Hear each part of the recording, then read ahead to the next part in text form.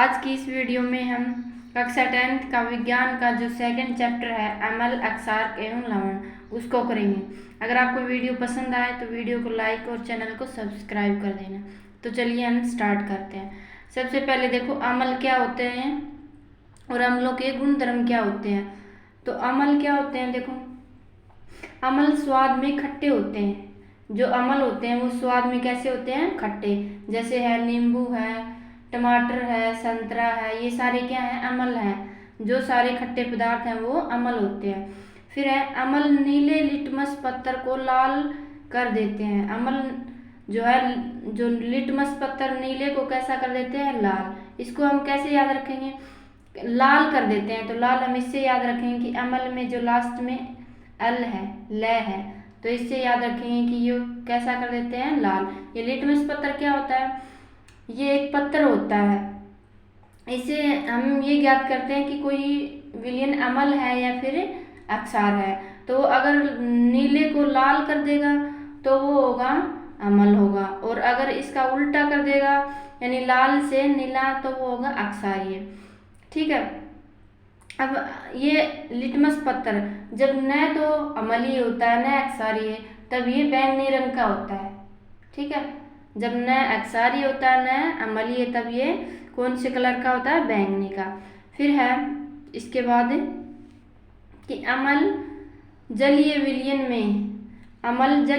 में H positive ion देते हैं, H पॉजिटिव आयन देते हैं।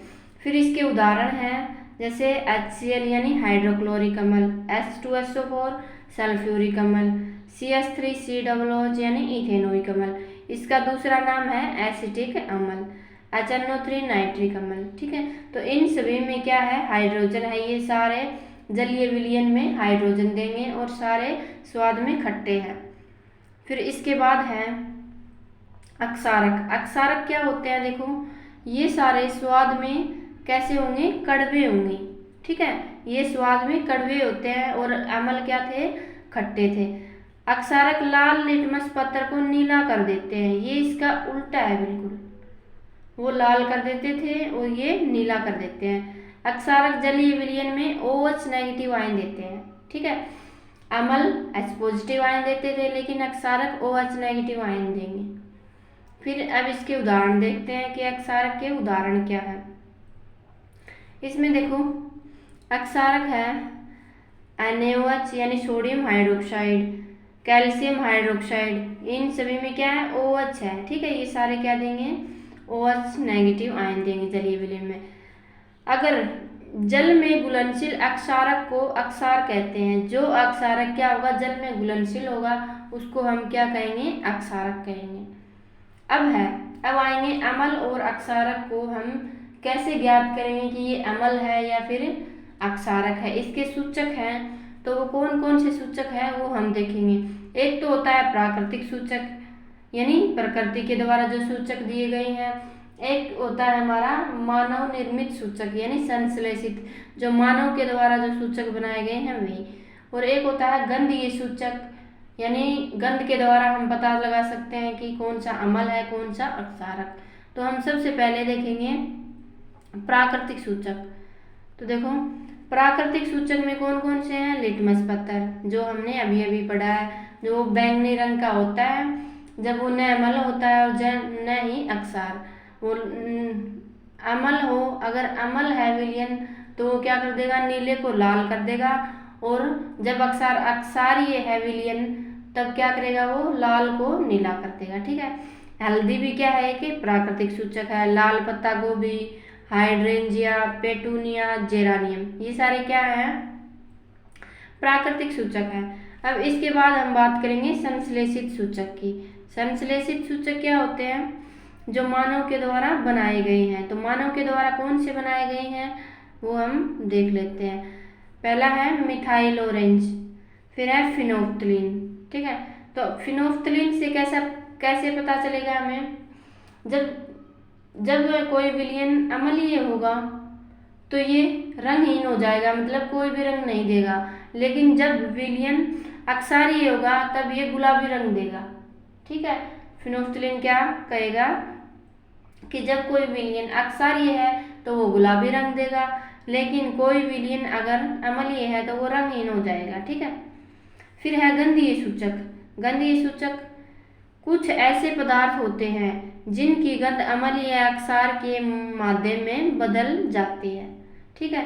जैसे है प्याज, लौंग का तेल, ये सारे क्या है, वैनिला है, ये सारे गंधीय सूचक हैं। इनके द्वारा हम अम्लीय अक्षार की उपस्थिति का पता लगा सकते हैं।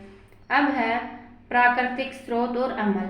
ये सारे अम्ल हैं और इनमें कौन सा अम्ल पाया जाता है ये हम देखेंगे।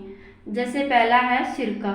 सिरके में कौन सा होता है अम्ल, इसमें होता है एसिटिक अम्ल, या फिर इसको दूसरा नाम भी बोलते हैं इथेनोइक अम्ल। फिर है संतरा।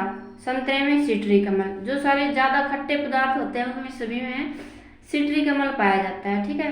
फिर है इमली। इमली खट्टी मीठी होती है, इसमें टार्टरिक अम्ल होगा। टमाटर। टमाटर में ऑक्जेलिक अम्ल होता है। दूध या दही में लैक्टिक अम्ल, ये इम्पोर्टेंट है, दूध वाला। ठीक है। फिर है इसके बाद नींबू और चींटी का डंक। तो नींबू में कौन सा होगा, नींबू खट्टा होता है तो इसमें सिट्रिक अम्ल होगा। वैसे चींटी का डंक और नेटल का डंक, ये डंक वाले हैं ना जो भी दोनों, इनमें होता है मीथेनोइक अम्ल। इसका दूसरा नाम है मीथेनोइक का फॉर्मिक अम्ल। अब इसके बाद है सांद्र विलयन और तनु विलयन। सांद्र विलयन क्या होता है, जिस विलयन में विलेय की मात्रा ज़्यादा और विलायक कम हो। यानी विलेय तो वो होता है जिसको हम मिलाते हैं किसी भी विलयन में, और विलायक जो घोलने वाला होता है। जैसे हम अम्ल से ही देखते हैं, अगर किसी विलयन में अम्ल ज़्यादा है और पानी कम है तो विलयन सांद्र होगा। लेकिन अगर किसी विलयन में अम्ल कम है और पानी ज़्यादा है तो वो विलयन कैसा होगा, तनु विलयन होगा। ठीक है। तो ऐसे हम देखेंगे इनको। इसके बाद है धातु कार्बोनेट तथा धातु हाइड्रोजन कार्बोनेट अम्ल के साथ कैसे अभिक्रिया करते हैं। कौन, धातु कार्बोनेट और धातु हाइड्रोजन कार्बोनेट। तो ये क्या बनाएंगे, देखो ये बनाएंगे अम्ल के साथ लवण, जल और कार्बन डाइऑक्साइड। ठीक है। ये अम्ल के साथ अभिक्रिया करके लवण, जल और कार्बन डाइऑक्साइड बनाएंगे। हम इसको अभिक्रिया से देख लेते हैं। जैसे Na2CO3 है, ये क्या है, एक कार्बोनेट है और HCl अम्ल है। इसके साथ अभिक्रिया करके NaCl लवण और जल और CO2 बना लिया। ऐसे ही NaHCO3 ये क्या है, सोडियम हाइड्रोजन कार्बोनेट, इसने भी लवण, जल और CO2 बनाया। तो अब अगर ये जो CO2 बनी है, इसको हम क्या करें, उत्पन्न कार्बन डाइऑक्साइड गैस को चूने के पानी में प्रवाहित करने पर, चूने के पानी में अगर CO2 को हम प्रवाहित करेंगे तो क्या बनेगा, CaCO3 और H2O। ये होता है श्वेत अवक्षेप, यानी जल में अघुलनशील होता है, ये जल में घुलता नहीं है। यही संगमरमर का सूत्र होता है, यही चौक का सूत्र। अब आगे देखो, चूना पत्थर, लाइमस्टोन इंग्लिश में बोलते हैं, खड़िया, चौक एवं संगमरमर कैल्शियम कार्बोनेट के विविध रूप है। ये CaCO3 के ही नाम है। क्या क्या, चूना पत्थर, खड़िया एवं संगमरमर। इम्पोर्टेंट फॉर्मूला है ये, इसको याद रखना। फिर है कि अत्यधिक मात्रा में CO2 प्रवाहित करने पर, अगर हम अत्यधिक मात्रा में और CO2 मिला दें तो क्या बनेगा। जैसे हमारा CaCO3 बन गया था, अगर इसमें फिर से क्या कर दे, CO2 मिला दे तो क्या बन जाएगा, ये जल में घुलनशील हो जाएगा। ये तो जल में अघुलनशील था, ये जल में अब घुल जाएगा। फिर है आगे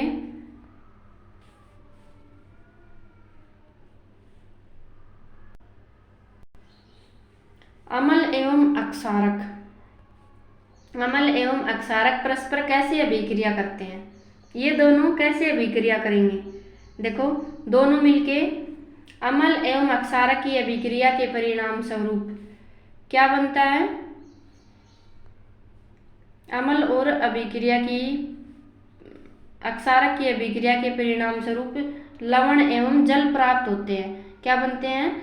लवण एवं जल। और इस अभिक्रिया को क्या कहते हैं? उदासीनीकरण अभिक्रिया कहते हैं।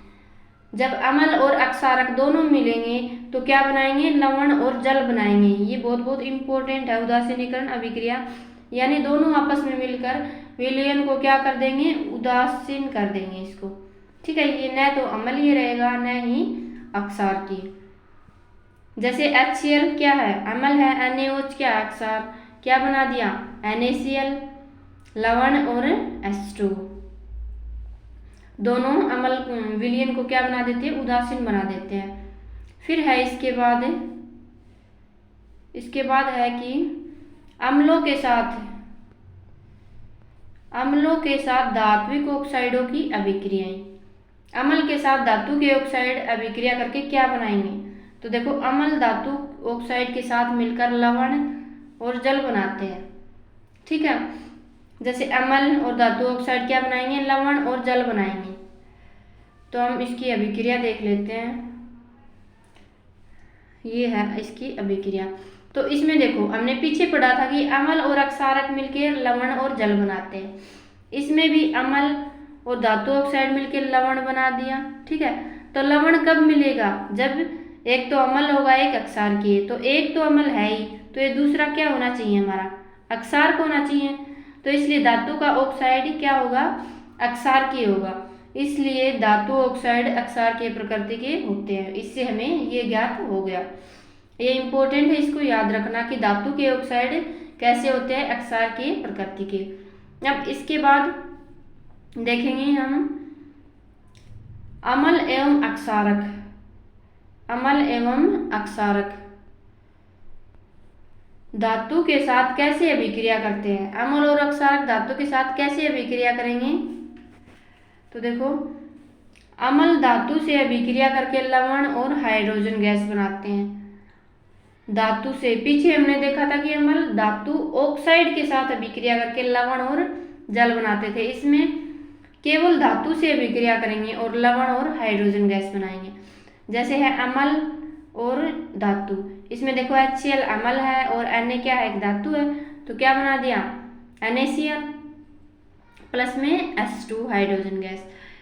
तो इसमें जो है हाइड्रोजन गैस फटफट की ध्वनि के साथ निकलती है। हाइड्रोजन गैस कैसे निकलेगी? फटफट की ध्वनि के साथ निकलेगी। फिर है इसके बाद अक्षारक। अक्षारक क्या बनाते हैं? तो वो देखते हैं हम। चलो, अक्षारक भी धातु के साथ अभिक्रिया करके लवण और हाइड्रोजन गैस बनाते हैं। ठीक है, ये भी क्या बनाएंगे? लवण और हाइड्रोजन गैस। जैसे NaOH क्या है? एक अक्षारक है और जिंक क्या है? एक धातु है। तो इसने ये क्या बना दिया? एक लवण बना दिया और हाइड्रोजन गैस। अब इसके बाद देखो, इसके बाद है किंतु ऐसी अभिक्रियाएं सभी धातुओं के साथ संभव नहीं है। ऐसी सब अभिक्रियाएं सभी धातुओं के साथ नहीं होती। ठीक है, कुछ धातुएं ही अम्ल के साथ अभिक्रिया करती है। आगे देखो, अक्षारक के साथ अधात्विक ऑक्साइड की अभिक्रिया है। अक्षारक अधात्विक ऑक्साइड से अभिक्रिया करके क्या बनाएंगे? ये हम देखेंगे। तो ये देखो, ये है अक्षारक है कैल्शियम हाइड्रोक्साइड, और ये अधातु ऑक्साइड है। क्या बनाया इसने? लवण CaCO3 लवण है और जल। तो ये भी लवण और जल बनाते हैं। तो इससे हम क्या देखते हैं? देखो, लवण और जल उदासीन अभिक्रिया में बनते थे। तो ये लवण है और इसमें ये तो अक्षारक है। तो ये क्या होना चाहिए? ये अम्लीय होना चाहिए। तो इसलिए अधातु के जो ऑक्साइड है वो क्या होंगे? अम्लीय प्रकृति के। इससे ये हमें पता चल गया।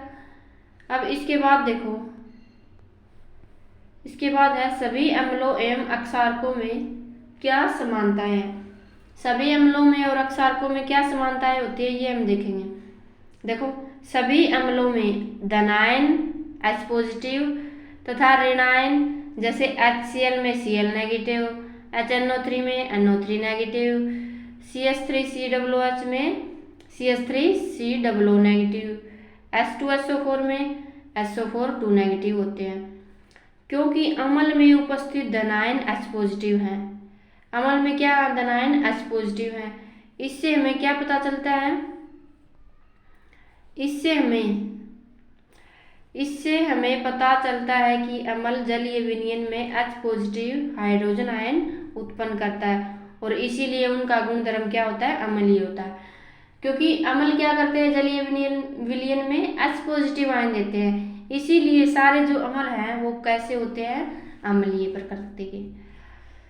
अब इसके बाद देखो, अब हमने सभी अम्लों में समानता देख ली कि सभी अम्ल क्या करते हैं, H पॉजिटिव आयन देते हैं।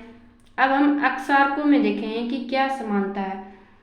सभी अक्षारक में OH नेगेटिव ऋण आयन तथा धनायन क्या होगा, जैसे NaOH है, इसमें Na पॉजिटिव होता है।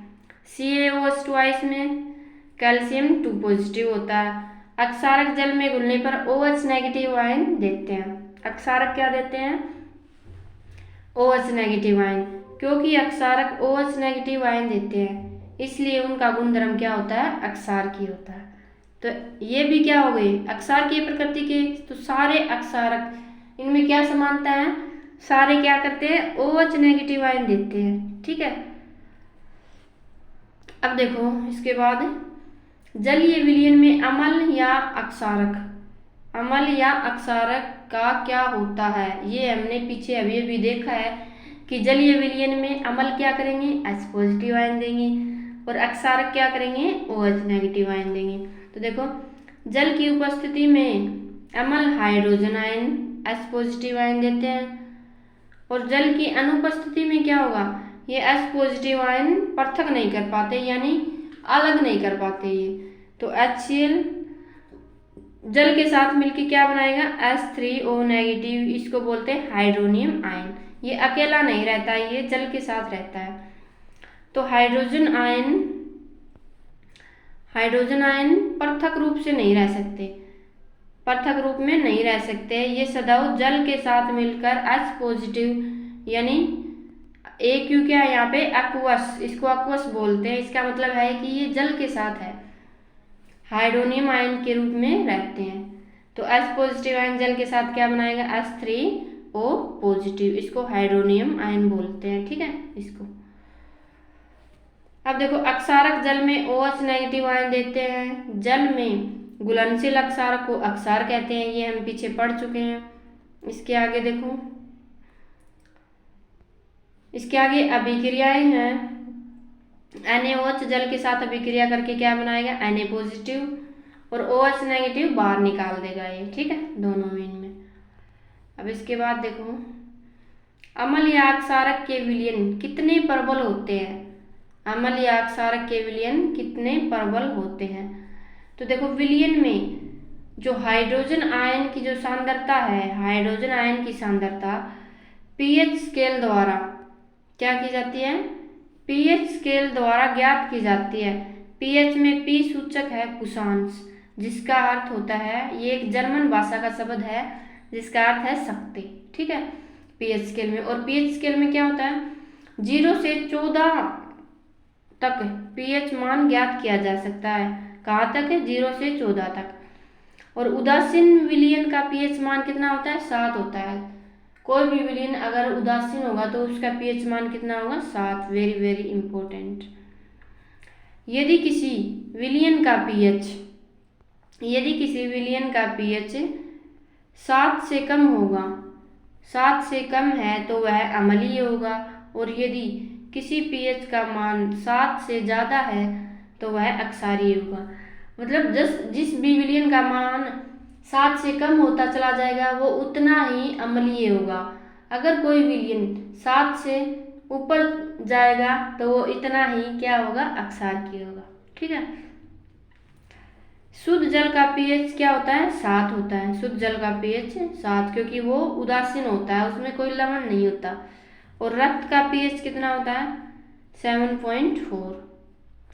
अब हम पीएच स्केल को देखते हैं। जैसे ये एक पीएच स्केल है, इसका मैंने ये चित्र बनाया है।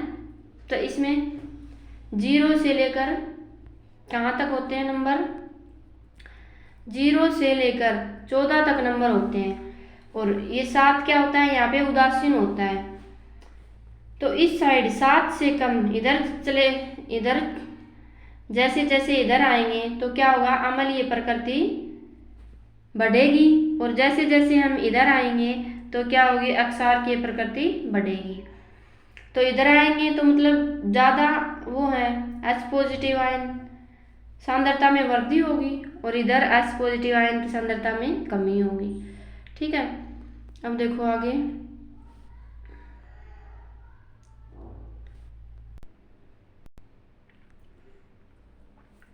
दुर्बल अम्ल जो कम मात्रा में H पॉजिटिव आयन उत्पन्न करते हैं। ठीक है, तो जो ज़्यादा मात्रा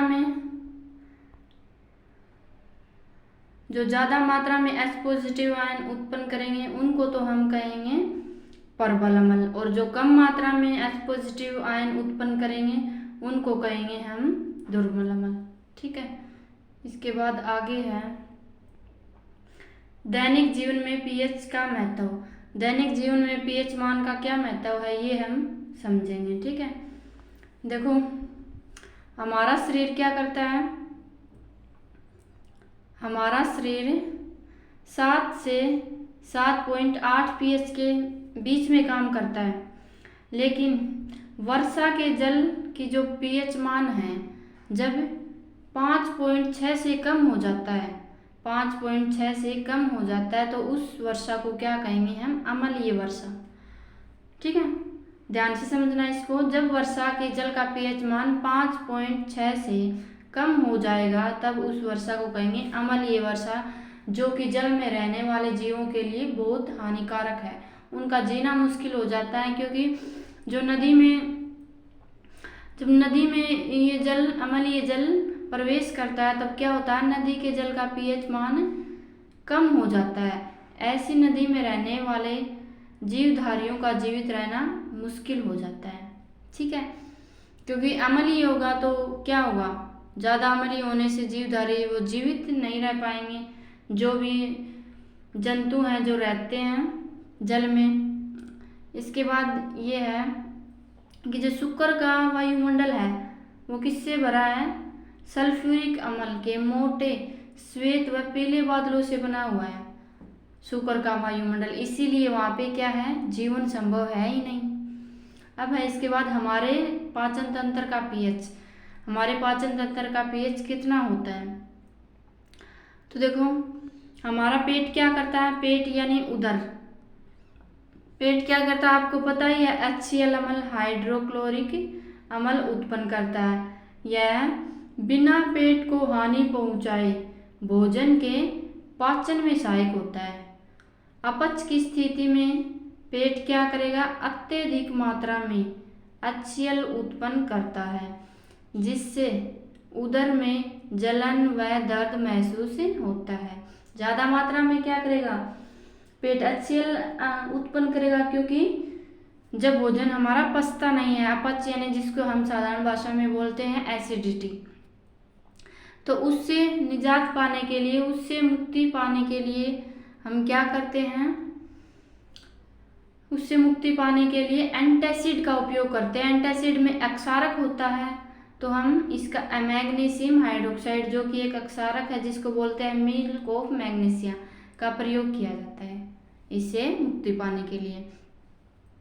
फिर है कि पीएच परिवर्तन के कारण दंत अक्ष, अगर पीएच में परिवर्तन हो जाए तो दंत अक्ष कैसे होता है, मुंह के पीएच का मान जब 5.5 से कम होने पर दांतों का अक्षय प्रारंभ हो जाता है। जब मुंह का पीएच मान 5.5 से कम हो जाएगा तब दांतों का अक्षय प्रारंभ हो जाएगा। दांतों का इनेमल किसका बना होता है, कैल्शियम हाइड्रोक्सी एपेटाइट का बना होता है, जो क्या है, जो शरीर का सबसे कठोर पदार्थ है। तो हमारे शरीर का सबसे कठोर पदार्थ क्या है, दांतों का इनेमल, जो किसका बना होता है, कैल्शियम हाइड्रोक्सी एपेटाइट। यह जल में नहीं घुलता, यह कठोर पदार्थ है इसलिए यह जल में नहीं घुलता, लेकिन अगर मुंह का pH 5.5 से कम हो जाए तो यह संक्षारित हो जाता है। इसलिए हमें क्या करना चाहिए, मुंह की सफाई करनी चाहिए। और मुंह की सफाई कैसे हम दंत मंजन से करेंगे, जो अक्षारीय हो। मुंह की सफाई अक्षारीय दंत मंजन से करके दंतक्षय को रोका जा सकता है। इसके बाद है पशु एवं पौधों द्वारा उत्पन्न रसायनों से आत्मरक्षा। पौधों से जो उत्पन्न रसायन होते हैं उनसे हम कैसे रक्षा करेंगे। देखो, मधुमक्खी का डंक अमल छोड़ता है, जिसके कारण दर्द एवं जलन का अनुभव होता है। ये तो कभी आपके साथ हुआ ही होगा कि कभी मधुमक्खी ने काटा हो तो हमें दर्द होता है, जलन होती है। तो हम क्या करेंगे, डंक मारे गए अंग पर बेकिंग सोडा लगाने से आराम मिलता है। वहाँ पर हम क्या कर लेंगे, बेकिंग सोडा जो कि एक अक्षारक है, तब यह क्या कर देगा, उदासीन बना देगा अमल को, अमल का प्रभाव कम कर देगा। फिर इसके बाद है नेटल का डंक। नेटल का डंक क्या छोड़ता है, नेटल का डंक छोड़ता है मीथेनोइक अम्ल, जिसके कारण दर्द एवं जलन का अनुभव होता है। इसका इलाज डोक पौधे की पत्ती रगड़कर किया जाता है। ये नेटल का डंक, नेटल कहाँ पे होता है, पहाड़ी क्षेत्रों में होता है। पहाड़ों पर नेटल एक पौधा है जो मीथेनोइक अम्ल छोड़ता है, और इसका दूसरा नाम क्या है, मीथेनोइक अम्ल का फॉर्मिक अम्ल। और इसका इलाज डोक पौधे की पत्ती रगड़कर किया जाता है। जो ये डोक पौधा है ये भी नेटल के जो पौधा है उसके आसपास ही मिलेगा, आसपास ही मिलता है। इसके बाद है साधारण नमक से रसायन। हम साधारण नमक से रसायन कैसे बनाएंगे। साधारण नमक का सूत्र क्या होता है, NaCl। ठीक है, क्या होता है, NaCl। तो देखो, समुद्री जल में कई प्रकार के लवण घुले होते हैं। इन लवणों से सोडियम क्लोराइड को पृथक किया जाता है। हमें पता है नमक को कहाँ से, समुद्र जल से प्राप्त किया जाता है। वहाँ पे कई प्रकार के लवण होते हैं, उनमें से हम NaCl को अलग करते हैं। अब साधारण नमक क्या है, रसायनों का कच्चा पदार्थ है, यानी साधारण नमक से हम बहुत सारे रासायनिक पदार्थ बना सकते हैं। जैसे हम कोई भी सब्जी बनाते हैं, तो जैसे आलू की सब्जी बनाते हैं तो आलू क्या है, हमारा एक कच्चा पदार्थ है उसके लिए, ठीक है ना, कच्ची सामग्री है। तो ऐसे ही नमक से बनाएंगे तो नमक क्या है, एक कच्चा पदार्थ है रसायनों के लिए। साधारण नमक के हमारे दैनिक उपयोग के कई पदार्थों जैसे sodium hydroxide, baking soda, washing soda, विरंजक चूर्ण आदि के लिए महत्वपूर्ण कच्चा पदार्थ है। ठीक है, तो ये हम बनाएंगे किससे, साधारण नमक से। सबसे पहले हम सोडियम हाइड्रोक्साइड बनाते हैं। तो देखो, सोडियम हाइड्रोक्साइड के जलीय विलयन से विद्युत प्रवाहित करने पर, अगर इसके जलीय विलयन से हम क्या करेंगे, विद्युत प्रवाहित करें तो यह वियोजित होकर सोडियम हाइड्रोक्साइड उत्पन्न करता है। इस प्रक्रिया को क्लोर अक्षार प्रक्रिया कहते हैं, क्योंकि इसमें क्लोरीन एवं सोडियम हाइड्रोक्साइड बनते हैं। क्या बनते हैं, क्लोर से क्लोरीन अक्षार, क्योंकि सोडियम हाइड्रोक्साइड क्या अक्षार, इसलिए इसका नाम दे दिया क्लोर अक्षार। जैसे NaCl, तो NaCl में जब जल मिलाएंगे और इसमें विद्युत उत्पन्न करेंगे तो क्या होगा, यह टूट जाएगा NaOH में और क्लोरीन और हाइड्रोजन गैस में। ये तीन उत्पाद बनाता है। तो क्लोरीन गैस तो हमारी कहाँ पे, क्लोरीन गैस एनोड पर मुक्त होती है एवं हाइड्रोजन गैस कैथोड पर। अब ये एनोड और कैथोड क्या होते हैं, हमारी जो बैटरी होती है, तो इसमें एक छोटा डंडा होता है, एक बड़ा डंडा। इस बड़े डंडे वाले को प्लस बोलते हैं, धनायन, छोटे को माइनस। तो ये प्लस वाला एनोड होता है और ये माइनस वाला है, ये क्या होता है, कैथोड होता है। ठीक है, तो कैथोड पे क्या होगी हमारी, NaOH बनेगा और हाइड्रोजन गैस बनेगा, और एनोड पर क्लोरीन गैस बनेगी। इसके बाद देखो, इन तीनों जो ये तीन पदार्थ बने हैं, इन तीनों के उपयोग है, कैसे हैं, जैसे Cl2 बनी है हमारी, Cl2 के क्या क्या उपयोग हैं, Cl2 के उपयोग हैं जल की स्वास्थ्य में, PVC यानी पॉलीविनाइल क्लोराइड बनाने में, रोगाणुनाशक में, जो रोगाणुओं की जो दवाई बनाई जाती है उनका नाश करने में, ठीक है। H2 के उपयोग हाइड्रोजन गैस के ईंधन के रूप में, खाद के लिए, अमोनिया बनाने में। और एक ये है सॉल्यूशन है, विलयन है NaOH और NaCl का। इसका क्या उपयोग होता है? धातुओं से ग्रीस हटाने के लिए और साबुन तथा अपमार्जक बनाने के लिए इसके ये उपयोग हैं। इसके बाद हम विरंजक चूर्ण बनाएंगे। विरंजक चूर्ण कैसे बनेगा? देखो ये बनता है, अगर हम क्या करें, कैल्शियम हाइड्रोक्साइड में क्लोरीन गैस मिला दे तो विरंजक चूर्ण बनेगा। विरंजक चूर्ण ये है विरंजक चूर्ण। क्या सूत्र क्या होता है? CaOCl2 यानी कैल्शियम ऑक्सीक्लोराइड। अब इसका उपयोग क्या है? इसके वस्त्र उद्योग में सूती एवं लिनेन के विरंजन के लिए, कागज की फैक्ट्री में, लकड़ी के मज्जा एवं लॉन्ड्री में साफ कपड़ों के विरंजन के लिए, एक उपचायक के रूप में, क्योंकि कैल्शियम इसके विरंजक चूर्ण के पास क्या होते हैं? ऑक्सीजन होते हैं, इसलिए ये उपचायक के रूप में भी प्रयोग किया जाता है। फिर पीने वाले जल को जीवाणुओं से मुक्त करने के लिए भी। तो क्लोरीन को भी जल को शुद्ध करने में काम आता है, क्लोरीन गैस भी और विरंजक चूर्ण भी। फिर इसके बाद है बेकिंग सोडा। बेकिंग सोडा का देखो सूत्र क्या होता है, जो इम्पोर्टेंट है ये सूत्र होता है इसका रासायनिक नाम सोडियम हाइड्रोजन कार्बोनेट है, NaHCO3, ये इसका सूत्र होता है। बेकिंग सोडे का उपयोग रसोई घर में पकोड़े आदि बनाने में किया जाता है। ठीक है, कोई पकोड़े बनाने या फिर पूरी बनानी हो, उनमें क्या जल मतलब फूलने के काम में आता है, ये उनको फुला देता है। जैसे पकोड़ों को फुला देता है, पूरी बनाएंगे तो पूरी को फुला देगा। ठीक है, NaCl किससे कैसे बनेगा ये? NaCl में जब जल मिलाएंगे, CO2 और अमोनिया बनाएंगे तो ये क्या बन जाएगा? हमारा सोडियम हाइड्रोजन कार्बोनेट। अब इसके उपयोग देखो, इसके उपयोग हैं, देखो इसके उपयोग में बेकिंग पाउडर बनाने में, जब बेकिंग पाउडर को गर्म किया जाता है या जल में मिलाया जाता है तब निम्न अभिक्रिया होती है। इसको क्या किया जाता है? जब जल में मिलाया जाता है पॉजिटिव, यानी जल में मिलाया जाएगा तो CO2 बनेगी, प्लस में H2 और अम्ल का सोडियम लवण। तो CO2 गैस क्या करेगी? ये फुलावट लाती है, उबार लाती है। ठीक है, इस अभिक्रिया से उत्पन्न CO2 से पाव, रोटी या केक में खमीर उठाया यानी फूल या उबार जा सकता है तथा इससे ये मुलायम एवं स्पंजी हो जाते हैं। तो ये क्या काम आती है? फुलाने में, नरम बनाने में, मुलायम बनाने में। फिर NaHCO3 भी एंटासिड का एक संघटक है। अक्सर ये होने के कारण यह पेट में अम्ल की अधिकता को उदासीन करके राहत पहुंचाता है, क्योंकि NaCH CO3 क्या है? एक अक्सर है, इसलिए इसका भी उपयोग एंटासिड के रूप में करते हैं। तो ये इसके उपयोग हुए। इसके बाद है धोने का सोडा। वो था खाने का सोडा यानी बेकिंग सोडा, और ये है वॉशिंग सोडा, धोने का सोडा। तो ये देखो कैसे बनेगा। इसका रासायनिक नाम है सोडियम कार्बोनेट और उसका था सोडियम हाइड्रोजन कार्बोनेट।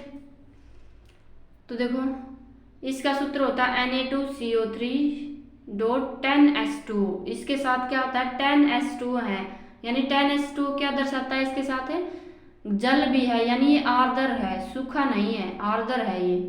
तो ये देखो कैसे बनेगा ये। NaCl में जब जल मिलाएंगे CO2 NH3 तो ये हमारे पास सबसे पहले ये बन जाएगा बेकिंग सोडा। फिर इसमें क्या करेंगे? जब इसको गर्म करेंगे तो हमारे पास Na2CO3 बन जाएगा। फिर क्या करेंगे? हम इसमें जल मिला देंगे, 10H2 मिला देंगे तो ये हमारा सूत्र बन जाएगा धोने का सोडा। इसमें 3 अभिक्रियाएं होती हैं, 3 अभिक्रियाओं से ये बनता है। ठीक है, फिर है कि 10H2 Na2CO3 को आर्द्र बनाता है। इसके उपयोग देखो, कांच, साबुन एवं कागज उद्योगों में होता है। बोरेक्स बनाने में, बोरेक्स का सूत्र होता है Na2B4O7। जैसे सोडियम यौगिक के उत्पादन में होता है। घरों की साफ सफाई में, जल की स्थायी कठोरता को हटाने में इसका उपयोग होता है। ये है इसके सारे उपयोग। इसके बाद है देखो, इसके बाद है लवण के एक सूत्र इकाई में जल के निश्चित अणुओं की संख्या को क्रिस्टलन का जल कहते हैं। यानी लवण के साथ जो जल होता है, जल के जो निश्चित अणु होते हैं उनको क्या कहते हैं, हम क्रिस्टलन का जल कहते हैं। जैसे इसमें वॉशिंग सोडा यानी धोने का सोडा, इसके पास क्या थे, 10H2O थे। ठीक है, तो ये क्या है, 10H2O क्रिस्टलन का जल है ये। ठीक है, फिर है इसके बाद प्लास्टर ऑफ पेरिस, जो कि इम्पोर्टेंट है काफ़ी। प्लास्टर ऑफ पेरिस देखो ये क्या होता है, जिप्सम को 373 केल्विन पर गर्म करने पर यह जल के अणुओं का त्याग कर कैल्शियम सल्फेट अर्धहाइड्रेट बनाता है। इसे प्लास्टर ऑफ पेरिस कहते हैं। तो प्लास्टर ऑफ पेरिस का सूत्र क्या होता है, CaCO4 डॉट में हाफ H2O यानी आधा H2O होता है इसके पास। ये कब बनता है, जब जिप्सम को गर्म कर देते हैं। जिप्सम के पास क्या होता है, 2H2O होते हैं, यहाँ पे हाफ है और इसके पास क्या होते हैं, जिप्सम के पास 2। तो इसको गर्म करेंगे तो ये बन जाएगा। इसका उपयोग डॉक्टर टूटी हुई हड्डियों को सही जगह पर स्थिर करने के लिए करते हैं। किसका उपयोग, प्लास्टर ऑफ पेरिस का उपयोग। जब हमारी हड्डी टूट जाती है हाथ या पैर की तो क्या होता हो, जिसको प्लास्टर बोलते हैं, वो इसी का बनता है, प्लास्टर ऑफ पेरिस। ठीक है, प्लास्टर ऑफ पेरिस का। फिर डॉक्टर टूटी हुई हड्डियों को सही जगह पर स्थिर रखने के लिए करते हैं। प्लास्टर ऑफ पेरिस एक सफेद चूर्ण है जो जल मिलाने पर यह पुनः जिप्सम बनकर कठोर ठोस पदार्थ प्रदान करता है। ये होता है प्लास्टर ऑफ पेरिस। देखो CaSO4 डॉट में 1/2 H2O यानी आधा H2O होता है इसके पास। फिर इसमें 1.5 H2O और मिला देंगे यानी थोड़ा जल और मिला देंगे तो ये क्या बन जाएगा, वापस से जिप्सम बन जाएगा। तो ये जिप्सम का सूत्र और प्लास्टर ऑफ पेरिस का सूत्र याद रख लेना। और ये किसके काम आता है, प्लास्टर ऑफ पेरिस टूटी हुई हड्डियों को जोड़ने के, क्योंकि ये एक सफेद चूर्ण होता है और इसमें अगर फिर जल मिला देंगे तो ये वापस से कठोर पदार्थ बन जाएगा। तो हमारा हो गया आज का चैप्टर खत्म। अगर आपको वीडियो अच्छा लगा है तो वीडियो को लाइक शेयर कर देना और चैनल को सब्सक्राइब भी कर देना। तो चलिए, थैंक यू फॉर वॉचिंग। मिलते हैं नेक्स्ट वीडियो में।